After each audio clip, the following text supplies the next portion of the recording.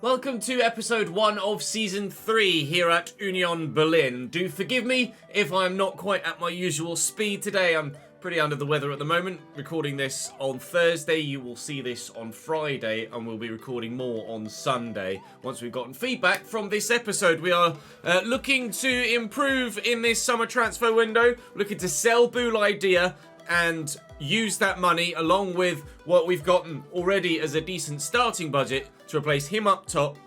We need a new right back and I need a new starting higher rated goalkeeper than Renault, please, if we're to make the step on that we would like to break into the top 4 and or challenge for the Champions League positions and the title this season. Remarkably, despite finishing 6th last year, we are in the Europa League this season, not the Europa Conference League, so that's a positive that we start this season with. Objectively, same streak that they want from us last year that we weren't able to get.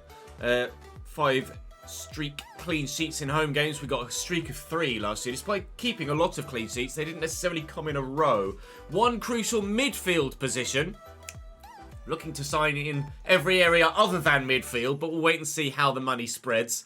Financially, that's doable. Domestic success, they want us to reach the Pokal final. Obviously, we've been knocked out in the semi-final in Season 1 and the round of 16 in Season 2. We'd very much like to win the Pokal if we can. And obviously, top 4 is what the board want. We'll be aiming slightly higher than that if we can make the right signings. And they would like me to win the Europa League. As ever, 2 ways to get to the Champions League this season, as was the case last year. Top 4 finish or win the Europa League. We've so far been knocked out in the semi-finals of the Pokal and the Europa League. So hoping to improve on that front. We have already at our disposal 88 million euro. We've sold Juranovic at right back. Sold a couple of other fringe players as well. 88 million is what I currently have. And we have, of course, on the transfer list. Okay, I haven't actually listed him yet. We will have on the transfer list Boulaye, who is valued currently 86 rated at 84 million.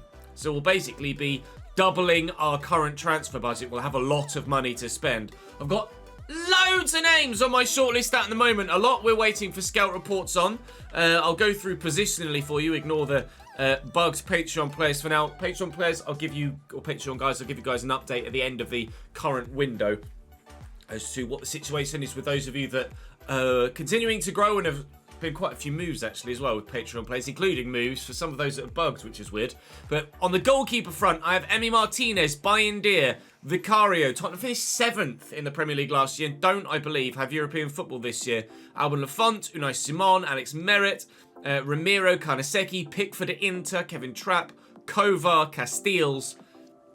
They're currently the goalkeepers I have on my shortlist. If you have any other names, then do hit me up. When it comes to right backs, we've got Brandon Soppy. Jeremy Frimpong is very good and also very expensive. Oh, Leverkusen finished 5th last year, so they've only got Europa League football as well. And if he was 60 million euro, not 90 million euro, I'd definitely have gotten him. Not sure I'm going to be able to stretch that far with a first-team goalkeeper and properly good striker needed. There's Molina from Atleti, who's also a right wing back, and then on the right back front, Di Lorenzo at Napoli, Josh Vanaman, Pedro Porro, Diogo Dallo, Calabria at Villa is an intriguing one. Ridley Baku at Wolves. Alexander Barr is second string at Chelsea. They have Getrauda there, so he might be a genuine option for us in the right back role. He's very good physically, not that good, doesn't excel really anywhere technically, but he's 82 overall with loads of playstyle pluses, so concentrate on his technical stats with training, he could be very, very, very good. Serginho Desti's back up at Barcelona. Wan-Bissaka is potentially an option as well. He's not as good physically, although obviously still decent, but technically you can't really get many better when it comes to just out-and-out defensive capability than Wan-Bissaka, and obviously with a slide tackle playstyle plus, he's very, very good indeed. Dedic is currently being scouted. Then there's Dodo at Wolfsburg. Mazraoui at Bayern. I don't know if he's first team or not. I don't recall playing against him that often at all, but I'd have to double check who else Bayern have at right back. Then there's Devon Wrench, who's not first team at Borussia Dortmund, hasn't played against us once, and he's constantly on the bench only there. We've got some left backs on the list as well. There's Marcos Acuna at Manchester City, who's not first team. He's not very quick, but could be an unbelievable squad player for a minimum fee. Angelino, currently at Osasuna. Primarily looking for players, if they are a left back, that have got slightly higher weak foot to move them across to right back. 3-star weak foot is probably as high as or as low as I'd like to go. Ferland Mendy doesn't play for Bayern. He just quite simply doesn't play for them. They use Rafael Guerrero at left back instead, and Ferland Mendy's barely gotten any appearances at all in the past 2 seasons. So maybe. Ait Nouri is obviously one of the better players in the division on that left-hand side in that role. At Hoffenheim, currently Jose Gaia is back up at Tottenham. Destiny Udogie is back up at Liverpool. So contemplating maybe going for Udogie, but it depends what his value is. Parisi, I'm intrigued to see how good he's going to be. And Grimaldo as well. Again, Leverkusen, but he's only a 2-star weak foot. So, not sure. Obviously, again, Europa League football only for Leverkusen, so it would be a sideways step for him, not a backwards or a forwards, but absolutely something we could justify doing. When it comes to the striking position then, I've got a number of names as well. By all means, please do add to this list if you have any other names that you don't see on this list that you'd like me to look into. Timo Werner is obviously back up at the moment at AC Milan. Oh, God! Matteo Retegui, currently 6'1", and Genoa. Don't know how good he might or equally might not be. Similarly, Brenner at Udinese. Julian Alvarez at Tottenham is second string for them. So, maybe. Matthijs Tel could be a loanee from City, perhaps. He looks good in all the right areas, which is good. Ademola Lookman also looks very good in all the right areas as well. So he might genuinely be a good option. And he could play on either side of the front three as well. So, and not massively expensive. So that's a good idea, potentially there. Youssef En-Nesyri at West Ham would be decent. But there's actually someone that stands out more so than anyone else at the minute. Not Mateus Cunha, although Mateus Cunha is very good. Would significantly need to up that finishing stat, though. It's the only area where he doesn't really excel at the moment. Good passing, though, at 83. So could be great for interlinking play, and if we could get the wide men involved, then Mateus Cunha could be an option. But Enes Unal is the one that really fascinates me. He's not quick, but technically, 88 finishing, really good in possession as well, with ball control and dribbling of 86 and 85 respectively. Passing's not bad, 81. Good pens, good heading accuracy. Strong as well. Enes Unal looks like, on paper, an exceptional player. But so did Boulaye Dia, and we didn't click with him. I wonder whether Enes Unal would be more like Boulaye Dia, or whether Enes Unal could be the answer to our current scenario. There is an aging Antoine Griezmann at Atleti, who obviously technically is sensational, and physically outside of the pace is exceptional still too. And wouldn't be that expensive. That's certainly something to consider, perhaps. Santiago Jimenez is back up at Real Madrid, but he is at Real Madrid, so I'm not sure whether that's a doable one or not. Benjamin Šeško is just not quite good enough yet, unfortunately, to come in and do a job, sadly. Patrick Schick is definitely an option at Leverkusen, however. Again, the sideways step, as we mentioned, with Europa League football for them as well. Lois Openda would be a step down in terms of club that he's playing for. Leipzig challenging for titles, but I wonder if you guys might like to see me sign Lewis Openda because he's been so damned good against me. Would mean I don't have to play against him. Boniface, I'm intrigued by. I want to see what he looks like stat-wise. Beto at Everton is also a good option as well. Not that expensive. Quick, great jumping, really good strength, good finishing. Doesn't really excel in the ball control or short passing, but, you know, might be able to do a job.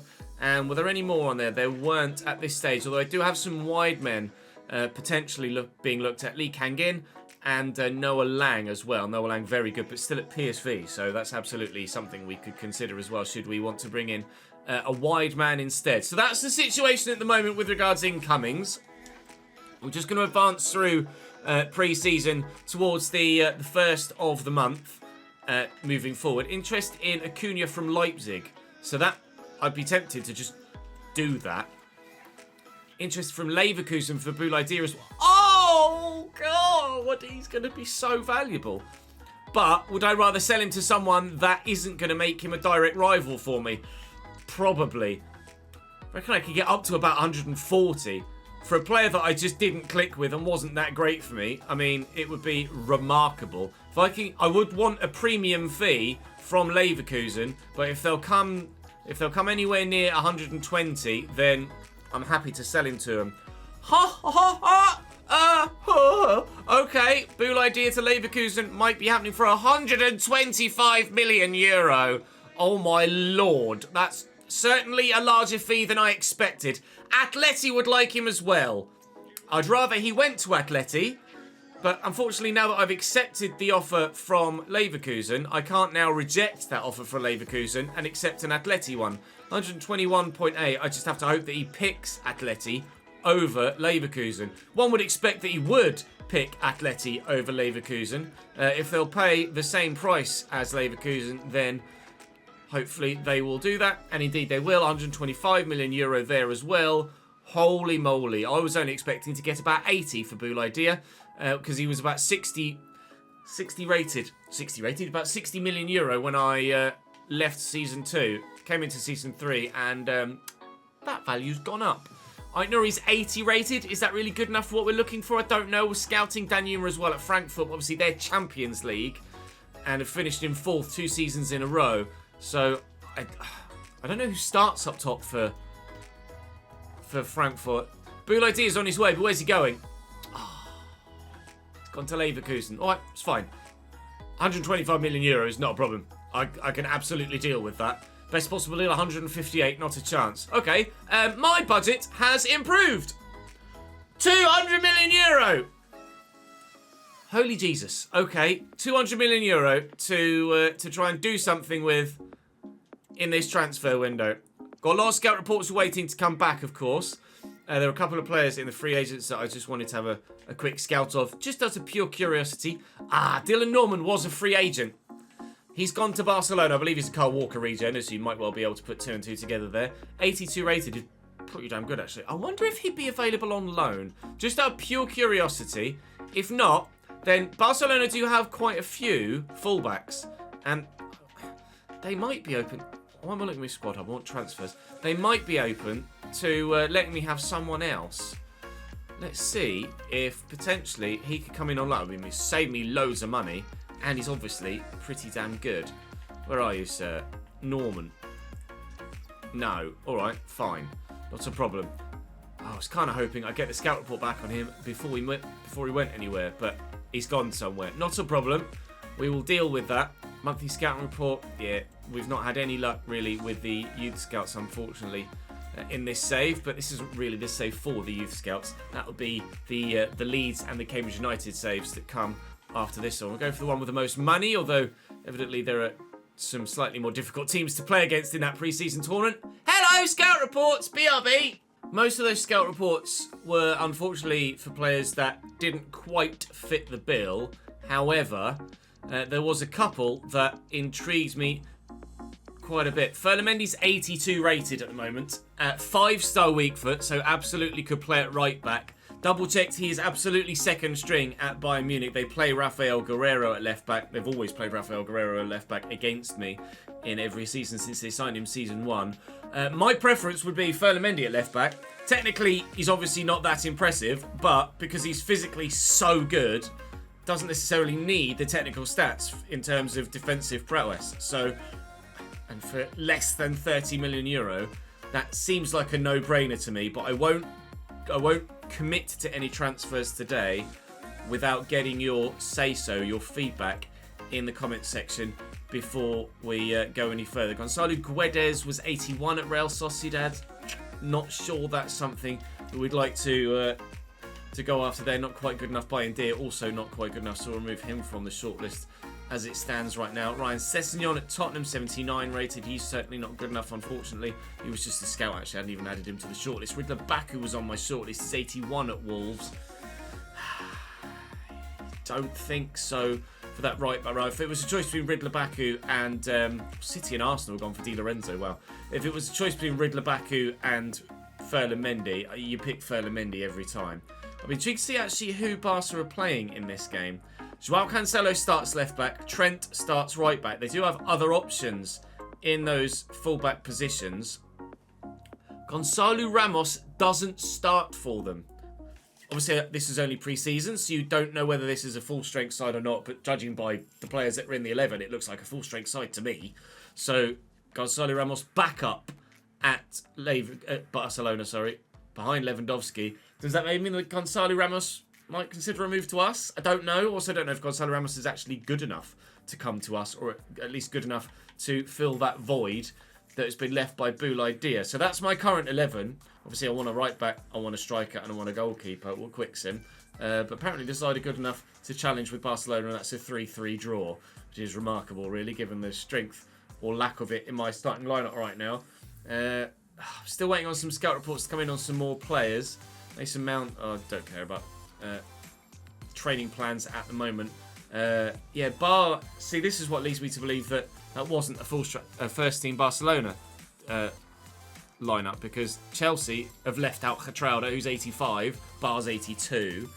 They've left out Nico Jackson, who's 83, in favour of Fofana, who's not that highly rated. Enzo's on the bench in place of Lavia and Caicedo. So there are definitely some higher rated players left out of that Chelsea side, but I feel like that Barcelona team was actually full strength, don't you? We get a 1-0 win, actually, against Chelsea. Turns out that maybe this side is already quite good as it is. Monza are our next opponents. Watch us lose that one instead. Borussia Dortmund have bid for Sucic. No. Sucic stays, thank you very much. He's going to be a big part of our team as he was last year. Not quite as big as he was season 1, obviously. But certainly will be a big part of it moving forward as we look to get even further in all the competitions that we challenge in this season. Again, try and get decent pre-season results here, and we do. I'm torn as to what to do in a couple of areas now. I really am. I like the look of Enes Unal, but I'm really not sure what to do. Mateus Cunha has been approached by Freiburg. It's intriguing. Chelsea have bid 22.6 for Lucas Toussaint. Now, Toussaint's a player that obviously I would need to replace, but Chelsea are obviously a club that I should probably consider selling to. For a fringe player, when he's not playing for me, I can't then be like, no, you won't play at Chelsea. It'll be like, well, I'd rather not play at Chelsea than not play at Leverkusen. Whereas Sucic played quite a bit of football for me last season. Toussaint didn't play that much for me last year at all, so I will negotiate this. I try and get a bit more. He would absolutely need replacing Lucas Toussaint though, and I would definitely need your help in finding that replacement for a player that can play CDM and centre back. Like €26 million is a fee that Chelsea are happy to pay, so we might need to actually get that midfielder in that the board were looking for. I actually shouldn't advance too much further now, because I'm going to need enough time to scout anyone that you guys recommend me. I'm not sure about the Lucas Toussaint one. I don't know whether I made the right decision or not in selling him there, but we'll gauge your feedback in the comments. This is where the live chat comes in handy when I'm streaming, but obviously because I'm under the weather, I cancelled today's stream and I've just recorded a quick video here to make sure I can get the content out to you without committing to like a 6-hour stream doing all this, that and everything else. So I can feel as under the weather as I like and pause and take as many stops as I feel I need to throughout. Emi Martinez intrigues me at goalkeeper. That fee for a goalkeeper that good. Martinez is my preference in goal. Then, I mean, I could go for another Aston Villa player in Calabria at right back, but I think either Bar or Ferland Mendy would be my preference for right back. And striker, like I say, I think my preference is Enes Unal. But I would be open to a couple of other names on this shortlist. Alternatively, because Enes Unal isn't that expensive, we might be able to improve in a number of other areas as well. So I could maybe look to bring in someone like Ademola Lookman to play on the right-hand side and move Leon Bailey to the bench. And then we'd have genuine talent coming in off the bench. Griezmann could come in and we could change him to Cam. And he could be a backup Cam. And then maybe... I don't know. I'm not sure. I really don't know. This is where you guys come in. Please. give me a helping hand. Let me know in the comment section what you would do with the money I have available to me. Like we say, we're going to need that Lucas Toussaint replacement as well. Do we actually improve in that position and move probably Al-Masrati out of the starting lineup? He then becomes my backup CDM and centre-back, and we sign someone even better in that role. That way we get the crucial midfielder for the board as well. So Masrati would drop, Toussaint would disappear, and then we fill that role as well. We might have the luxury to do that if we get some higher rated, slightly cheaper options in goal at right back and up top at striker, which is where Enes Unal and Emi Martinez and Ferland Mendy might come in handy. I'm going to wait for your feedback though. Currently I have just the 18 players, so actually I'm going to need to bring someone else in before Lucas Toussaint goes anywhere, because at the moment I don't have any. I can't sell him. What I could do actually is just call up these players from the youth academy. That way we do have the capability to let Lucas Toussaint go, and it doesn't get the transfer doesn't get cancelled because I don't have enough players to fill a bench. Evidently we need quality, and we need quality in depth too, but we have the finances available to do exactly that. And this is the season where we are going for it. We either achieve what we want to achieve this year, or we're going to Leeds. So we need to get something done in this Union Berlin save, and very sharpish. So if you could... Oh, Ryan Sessegnon's gone to Cadiz for 23.9 million. That is intriguing to say the least. Do join me in the next episode. I very much appreciate your support. That next episode will be on Monday. I'll be recording it on Sunday, so join me on stream if you would like to have your say live. There will be a link in the description to the Twitch channel and to the Chesnoid Live YouTube channel where all of the streams happen. I won't see you in a video until the new year, so have a fantastic New Year's Eve. I'll see you in 2024, although if you're going to join me on stream, I'll see you on the last day of 2023. Thank you very much for your support this calendar year. Very much appreciate it. Let's end our time at Union Berlin, either not with this third season because we're going to do really bloody well and we want to have one more year, or just end it with a bang before we go to Leeds. We'll wait and see how things pan out. But certainly we've got the finances to try and end it with a bang, or have a banging season, whether it's the last one or whether it's not the last one. We shall wait and see. I will see you in the next one. I very much need your help in the comments, so please get typing. I'll see you next time. Lemsip, save me!